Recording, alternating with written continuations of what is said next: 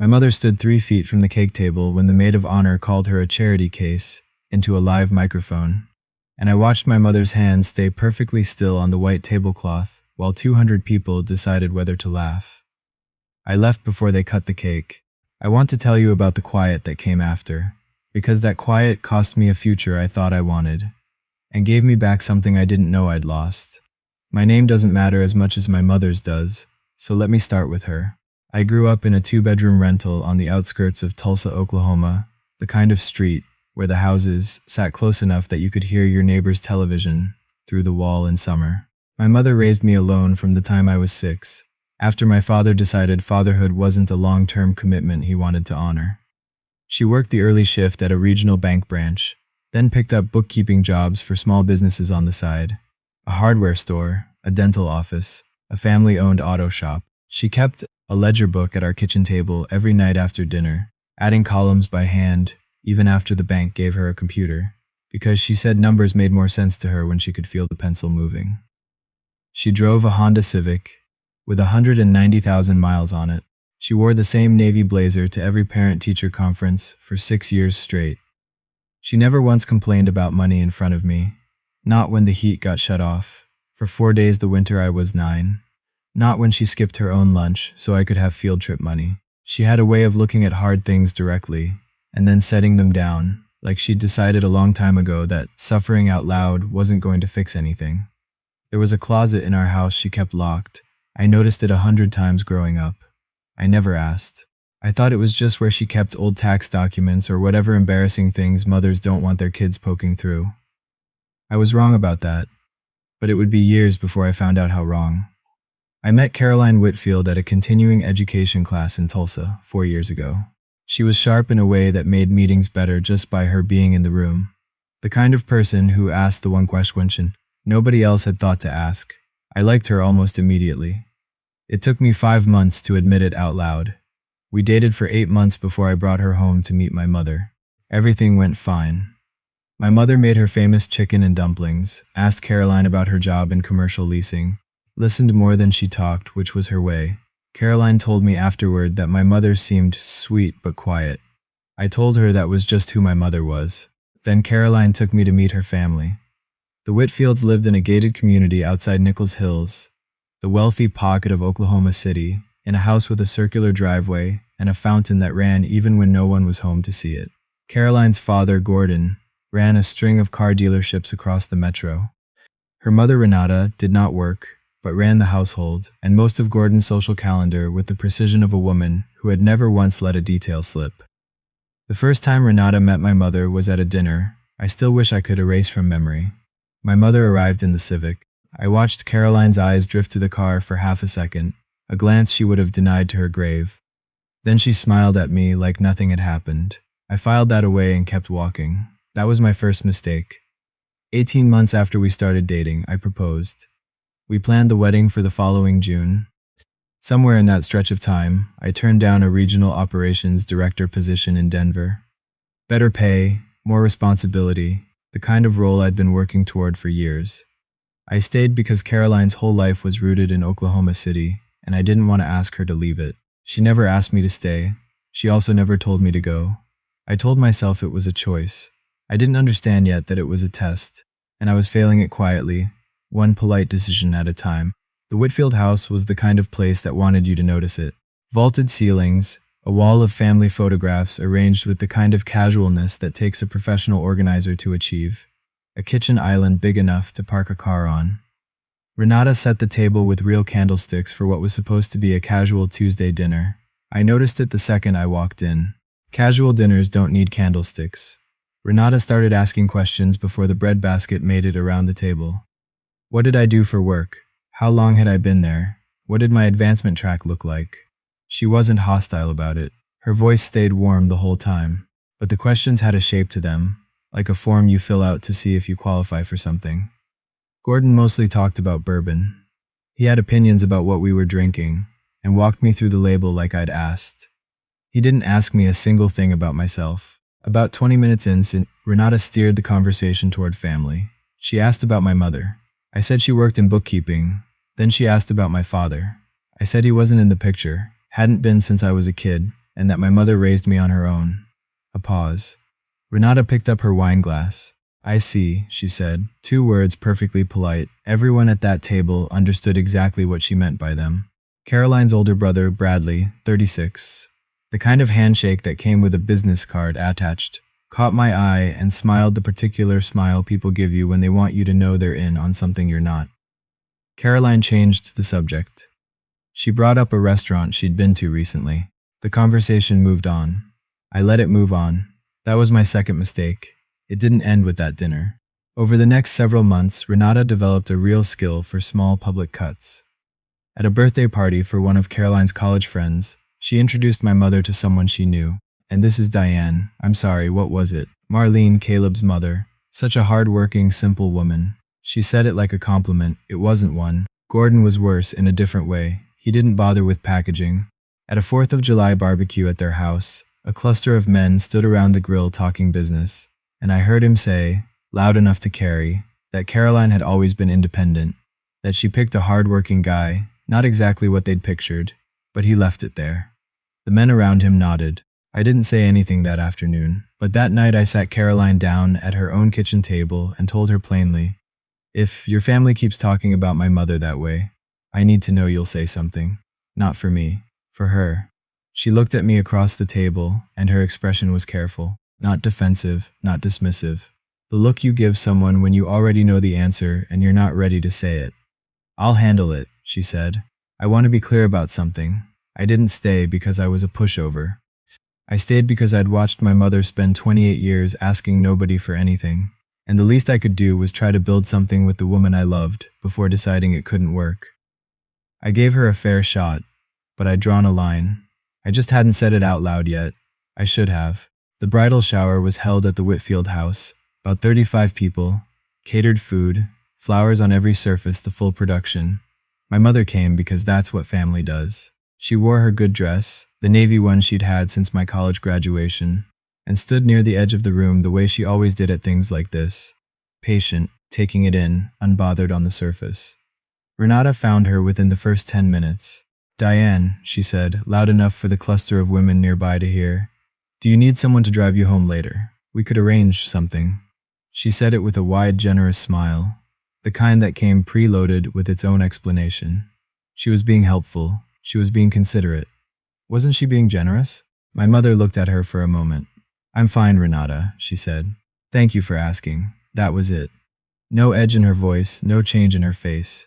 She didn't explain that she'd driven herself. She didn't mention the car. She just answered, and let the silence after her answer do whatever work it was going to do. Renata blinked once and turned away. I could see, even from across the room, that my mother's calm had irritated her more than an argument would have. Later that afternoon, near the end of things, I noticed a woman I didn't recognize. Mid-50s, sharply dressed, one of Gordon's business contacts, staring at my mother from across the room. Not a hostile look, more like someone trying to place a face they'd seen before. She pulled out her phone, seemed to think better of it, and put it away. On the drive home, I asked my mother if she'd caught what Renata had done. They don't know me, honey, she said. That's their problem, not mine. I didn't fully understand what she meant. Not yet. A week before the wedding, I went to pick Caroline up from her parents' house. I let myself in through the side door. She'd given me a key months earlier, and heard voices from the kitchen.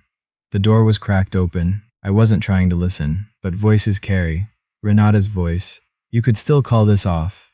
Bradley's friend, the Pruitt boy, would have been a better match. You know that.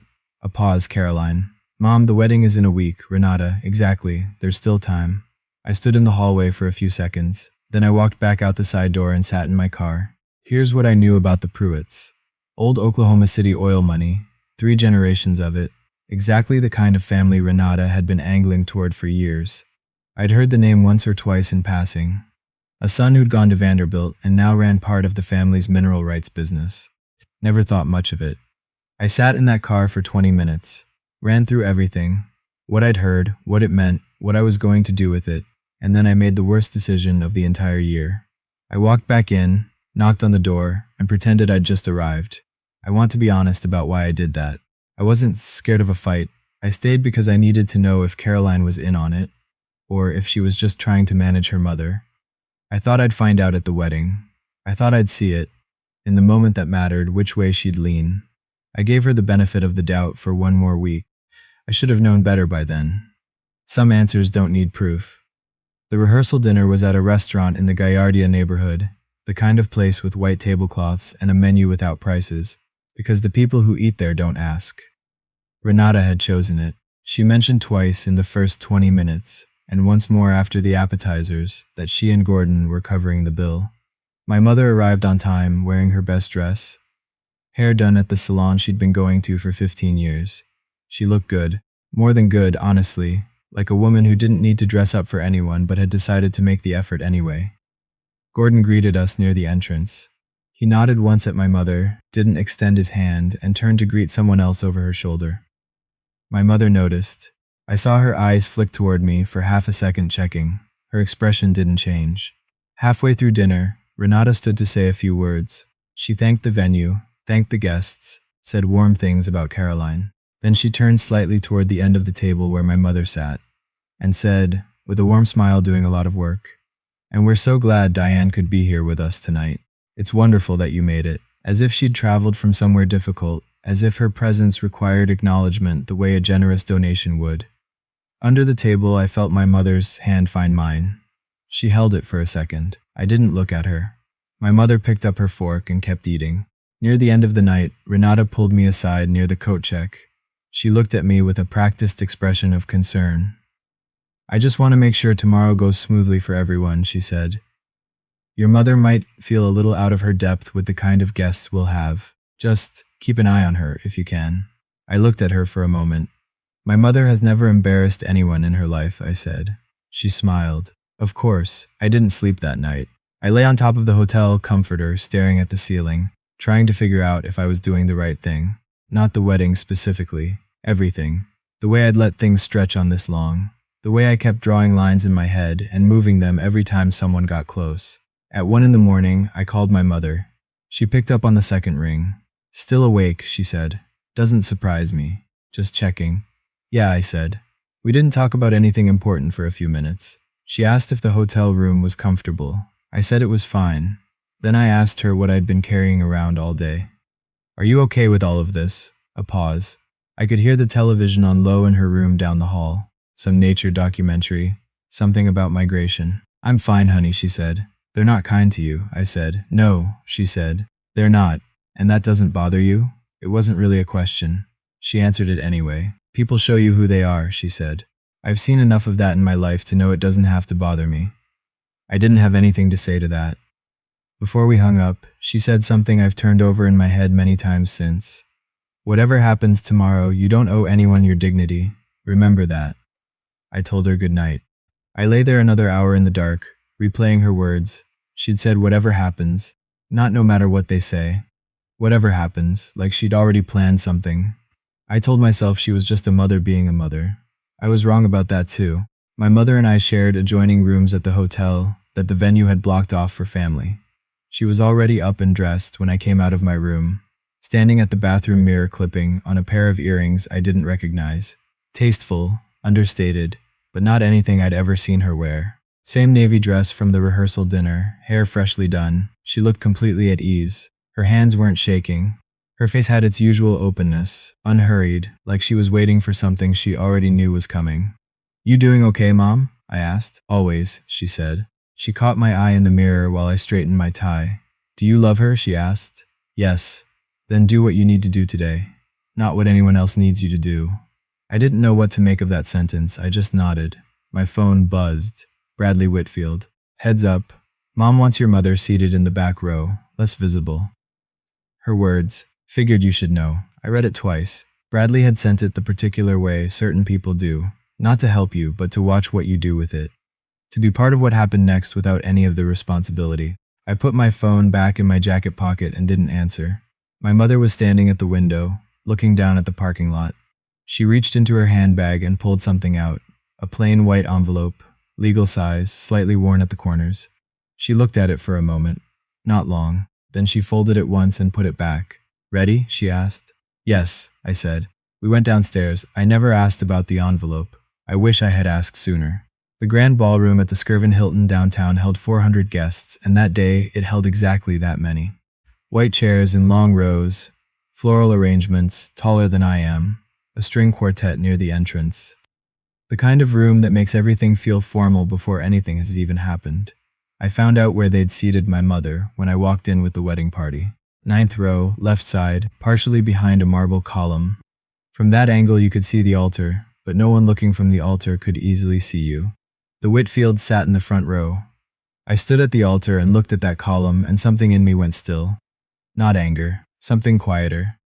The feeling you get when you've been telling yourself a story about a person and suddenly realize the story was never true.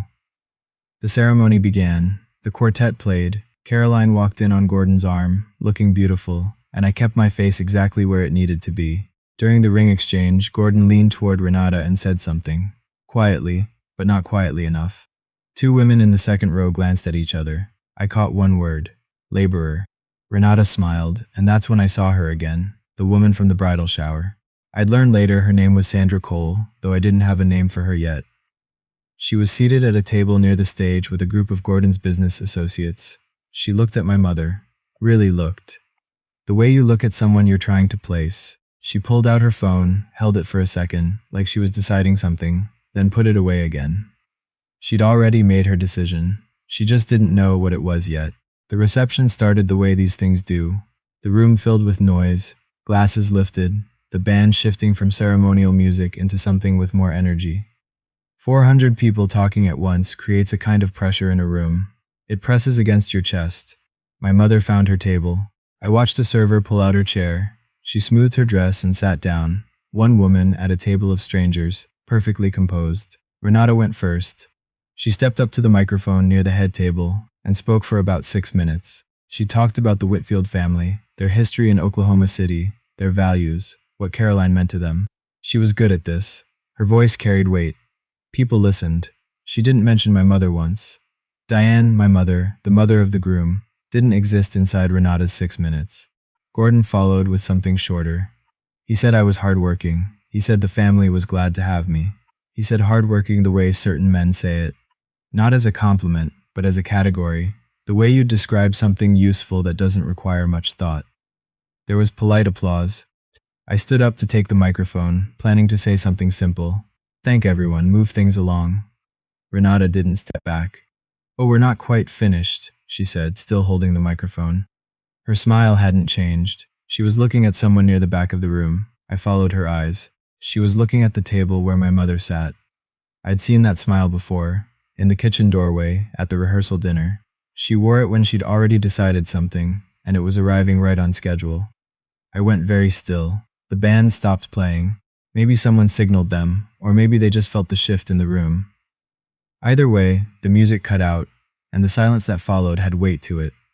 Renata turned slightly toward my mother's table. She held the microphone the way someone holds something they've carried for years. I want to say something about the groom's family, she began. Her voice was warm and thoughtful, the voice of someone giving a toast at a charity gala. My son-in-law comes from humble beginnings, and I'm sure his mother did the best she could for him. She paused, let it land. Then she turned to the woman beside her. One of her country club friends, someone she'd met twice but whose name I never quite caught, and said, still into the microphone, voice unchanged. That's not really a mother though, is it? That's just a woman who got lucky and called it parenting. A handful of people laughed, short, reflexive sounds. A large part of the room went quiet, the particular silence of 400 people deciding what to do with something they just heard. I turned to Caroline. She was staring at the table, and then, as if she felt me looking, she glanced up. Our eyes met for half a second. At the corner of her mouth, something small and involuntary, just a flicker, a smile. She looked away from me immediately. I looked at my mother. She hadn't moved. Her hands were flat on the table. Her face was, I don't have words for it that aren't too small. She looked like a woman who had decided, long before that moment, that other people's cruelty wasn't something that required a response. My future mother-in-law had a way of speaking that made you feel like an audience, not a person. I pushed my chair back and stood up. 400 people watched me cross the room. No one said anything. The room had that tension where everyone can feel something is happening, but nobody knows yet which direction it's going to break. I walked to where Renata stood. She was still holding the microphone. I held out my hand and she gave it to me, not because she wanted to, but because the momentum of the moment made it the only logical thing to do, I turned to face the room. I want to thank everyone for being here today, I said. I mean that. A pause. Long enough to have a shape of its own. But I'm not going to stand here and let someone talk about my mother that way. Not in front of 400 people. Not anywhere. I turned to Caroline. She was gripping the edge of the table. I asked you once what you'd do if your family ever crossed that line. You told me you'd handle it. Please, Caroline said. Don't do this. You smiled, I said. She didn't answer. This wedding is over. I set the microphone down on the table beside me. It didn't fall, didn't get thrown, set down. The way you put something away when you're finished using it. Then I did the hardest thing in that room. I didn't say anything else. No explanation, no argument, no attempt to make Renata understand. Because Renata was never going to understand, and I was done spending my time on that. Someone near the back said something low. A chair scraped. One of the bridesmaids made a small, sharp sound. I wasn't angry. I was clear. Those are different things.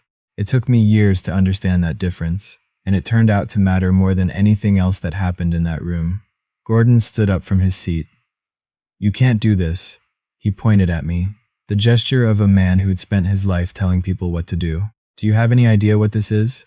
Sit down, I said, calm even. He didn't sit. Renata stepped forward. She still had her composure, though barely. You're making a scene. Sit down and we'll talk about this. There's nothing to talk about. I turned. My mother was standing. She'd risen without any commotion. No dramatic chair scrape, no announcement. Just standing, her dress smoothed, her face calm. The woman beside her, my aunt, had a hand on her arm. I looked at her across the room. She looked back at me. Let's go, Mom. She held my gaze for a moment. Then she nodded. Once, simply. The way she nodded when something was decided and didn't need further discussion. And she walked around the table. She passed Renata without looking at her, not with contempt. There was simply nothing there that required her attention. We headed for the exit. My aunt followed behind, holding her small purse, a cloth napkin still in her other hand. 400 people watched us leave. The room started finding its rhythm again behind us. Chairs turning, voices low and urgent, people leaning toward each other. In the middle of it, Renata stood near the head table with a microphone she no longer had and a room she no longer controlled. I didn't look back at her. Near the stage, at the table with Gordon's business associates, Sandra Cole stood up. She watched my mother walk past. Then she reached into her bag and pulled out her phone. The hallway outside the ballroom was carpeted and quiet, the sounds of the reception muffled behind the closed double doors. We stood near the bank of elevators. My mother, my aunt, me, waiting in that particular silence of people who've just walked out of somewhere and haven't decided yet what comes next. My aunt spoke first. She said my name. Just my name. I know, I said. The elevator button stayed lit. I watched the number above the doors count down. Excuse me. The voice came from behind us. Quick footsteps on the carpet. We turned around. The woman from the ballroom, the one who'd been watching my mother. She was a little out of breath, like she'd hurried to catch up. Diane Castellano? My mother turned, looked at the woman for half a second, the way she looked at everything, taking it in without reacting. Sandra, she said. They knew each other. Sandra Cole stopped a few feet away. She glanced at me, then back at my mother. I'm sorry to do this here. I didn't want to say anything in there, but I've sat on the advisory board of your trust fund for almost 5 years. I didn't put it together that you were... She paused. I didn't realize your son was getting married. I didn't connect it until tonight. My mother said, "This is my son." Sandra turned to me. She extended her hand. Sandra Cole. I run capital allocation for Prairie Summit Holdings. Your mother is our largest silent limited partner. We're talking about close to $280 million under management tied to her name. I shook her hand. I'm not sure what my face was doing. What? I said. My mother was watching me. There's a lot you never needed to know, honey, she said. Until now. We moved down the hallway, away from the elevators, to a small seating area near a window. My aunt sat. My mother stood. Sandra Cole apologized and excused herself a moment later. She had my mother's number and said she'd follow up. And then it was just the three of us. My mother told me everything. She'd started a regional medical billing and revenue cycle company in 1991, 2 years before I was born. Built it out of a rented office above a dry cleaner with 3 employees and a fax machine she'd bought used. For almost 3 decades, she ran it quietly. No press, no industry awards on the wall, no LinkedIn posts. She didn't want any of that. In 2017, she sold the company to a private equity group for an amount she only said out loud once. Because you're my son and you have a right to know it. $290 million. After that, nothing changed. Not the house, not the car, not the newspaper subscription she still read every morning at the kitchen table. I wanted you to have a real life, she said. Not a life of handouts. I wanted to know you'd make decisions based on who you are, not on what I have. I sat with that for a moment. Why didn't you ever tell me? Because the answer was always going to be the same, she said. You didn't need it to become who you are.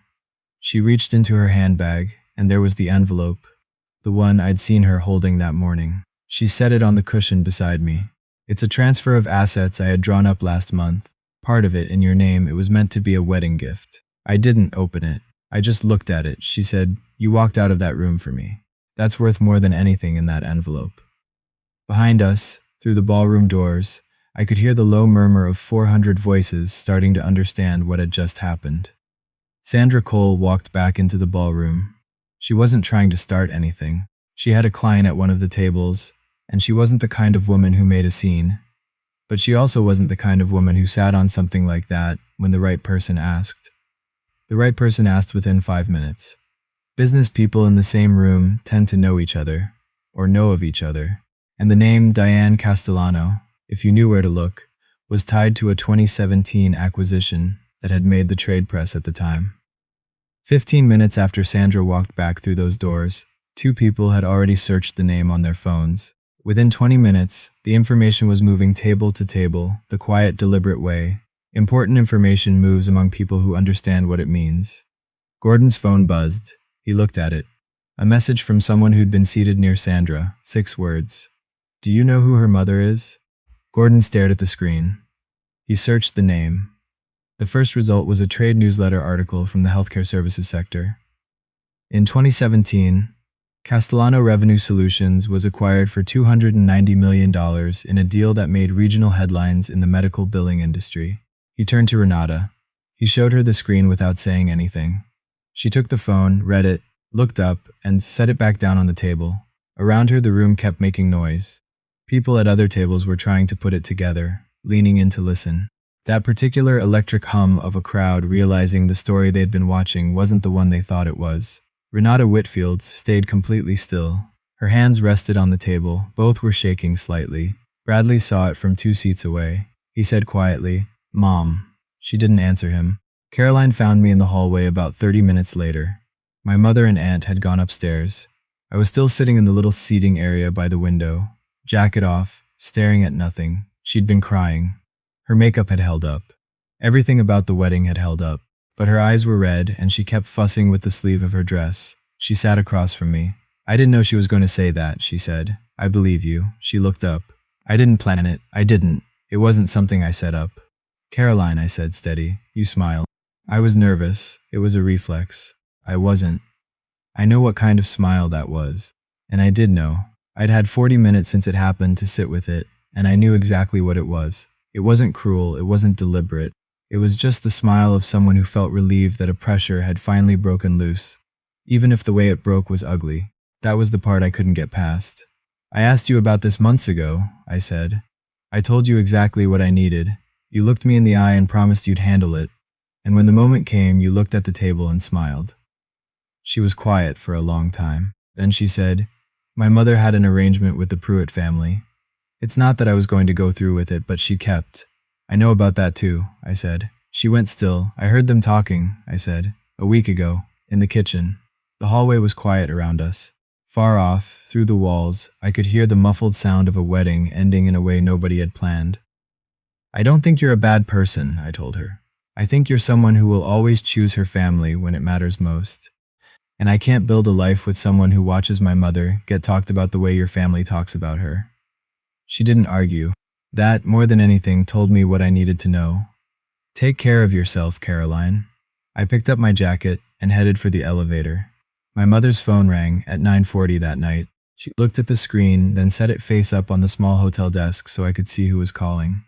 Renata Whitfield. She let it ring twice. Then she picked up, Mrs. Castellano. Her voice was different, slower.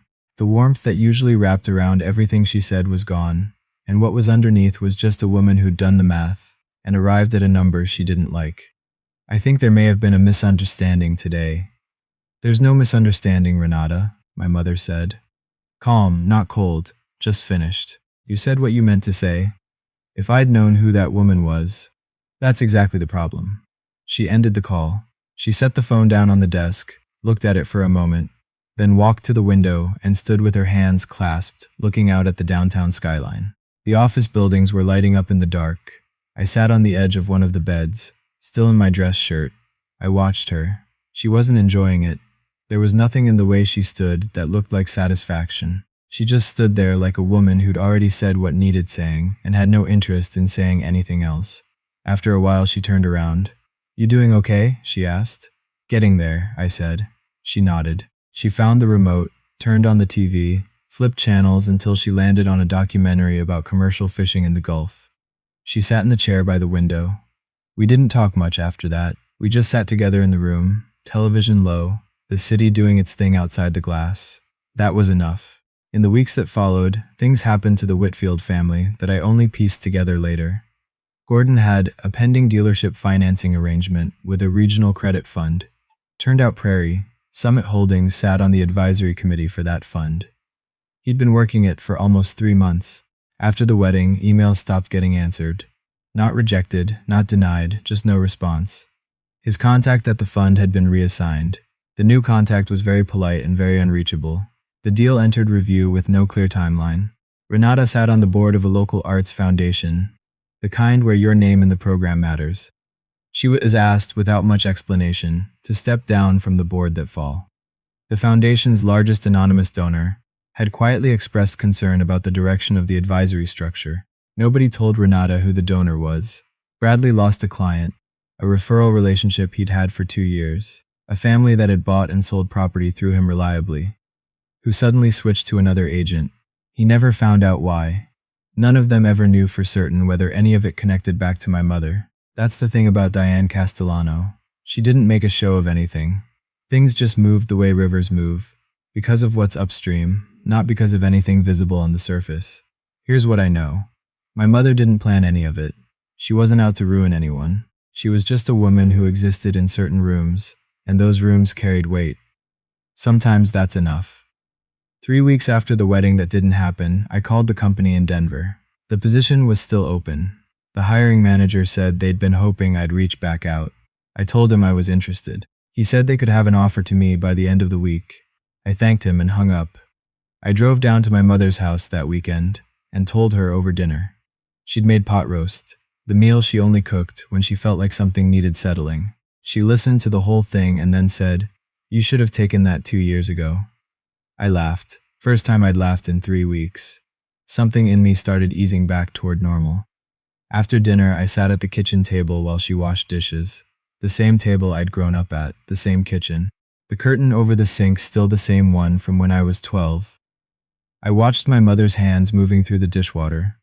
Hands that looked like they'd done real work, even though most of the work she'd actually done over the years had happened in boardrooms and conference calls. She'd built something real and never once felt the need to tell anyone about it.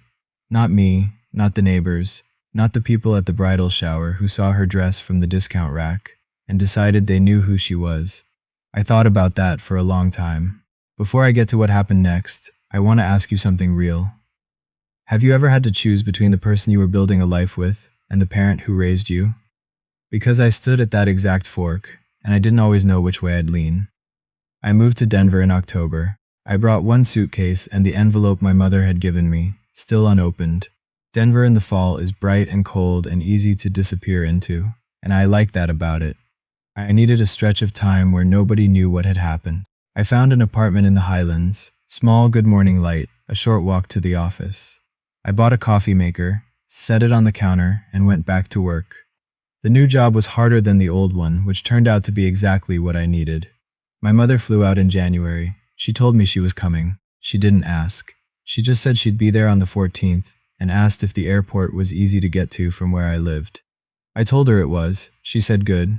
She showed up in the same kind of outfit she always wore, a cardigan and good walking shoes. She looked around my apartment, nodded once, and said, "Good light." That afternoon we walked along the Platte River Trail south toward downtown. It was cold and the sky was clear and the water had that flat winter color. We walked mostly in silence, the comfortable kind, the kind you earn. At some point, I asked her about what she'd been carrying since October. Why didn't you ever tell me any of this? She walked a few more steps before answering. She didn't seem to be searching for words, just giving the answer the space it needed. Because I wanted to see who you'd become without it. And? I asked. She looked at me. I'm proud of you, she said. 3 words. She said them simply, no ceremony, the way she did everything. I didn't say anything back. I didn't need to. We kept walking. The river moved along beside us. The city went on overhead. There's something I've thought about a lot in the months since. Not the dramatic parts, not the ballroom, not Renata's face, not the quiet phone call back in the hotel room. Something smaller. The curtain over the kitchen sink back in Tulsa, my parents, my mother, never changed it. The same curtain I used to stare at as a kid eating breakfast. Faded a little at the top where the sun hit it. My mother could have bought 10,000 kitchen curtains. She could have changed the car, the house, the furniture. She had the means to do it twice over, and never once thought to. She wasn't performing modesty. She wasn't hiding from anything. At some point, she just decided the life she wanted to live didn't require any of that, and she lived it completely, without looking back to see if anyone approved. I think about what I got wrong in those 2 years with Caroline. Not loving her, that was real, and I'm not ashamed of it. The mistake was staying past the point where the information was clear. I kept giving her the benefit of the doubt, because I wanted the story to turn out a certain way. That's on me, and I own it. What I didn't get wrong was that ballroom. I wasn't wrong the moment I stood up and said what I said. I've been told my whole life, without fully hearing it, that there are things you don't trade away. Not for comfort, not for convenience, not to keep the peace at a table full of people who'd already decided what you were worth. The woman who taught me, that sat in the 9th row, behind a marble column, in a navy dress she'd had for years, and earrings she'd bought herself with money nobody knew she had. She was the most valuable person in that room. She always had been. People sometimes ask if I regret how it happened. The moment, the room, the 400 guests.